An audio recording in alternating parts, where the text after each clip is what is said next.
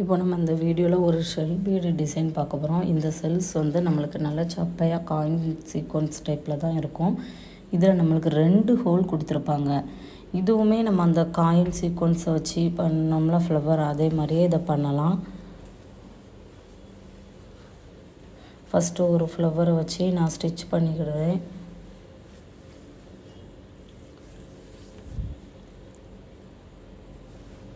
Stitch பண்ணிவிட்டு அப்புறமா அதே மாதிரி இன்னொரு ஃப்ளவரை வச்சு நான் ஸ்டிச் பண்ணுறேன்.